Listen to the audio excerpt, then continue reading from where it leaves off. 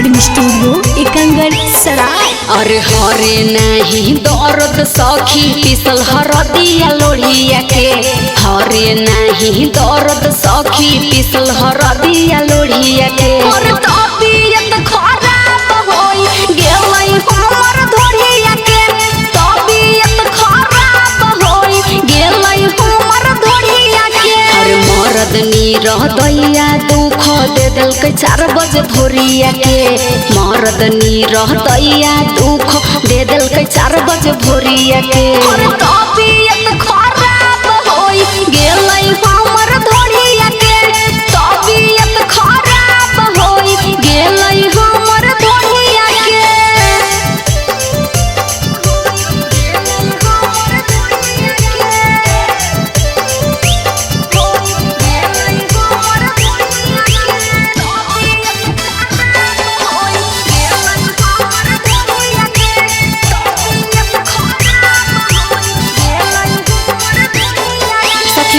से करी मैया मैया गे चल हकै धोड़ी के दवाइया गे,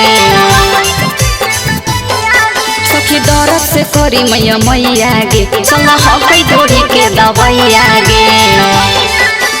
केतनो माना कैलियै सखी अइलै न दया या घुरिया के, केतनो माना कैलियै सखी अइलै न दया या घुरिया के।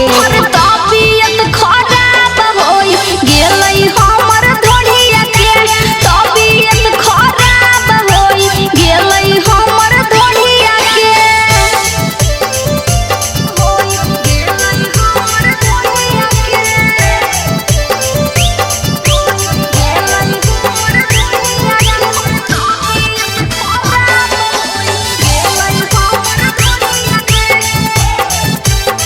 कृषिका रिकॉर्डिंग स्टूडियो एकंगरसराय। दुख तनको न पियावा बुझलौगे हमर धोढ़िया में चटनी कुचलौगे,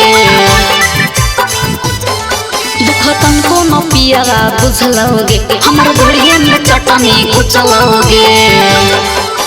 केतना कहियो गुलशन रोटी खा लेलको ओही में बोरिए के, केतना कहियो गे काजल सखी खा लेलको ओही में बोरिए के।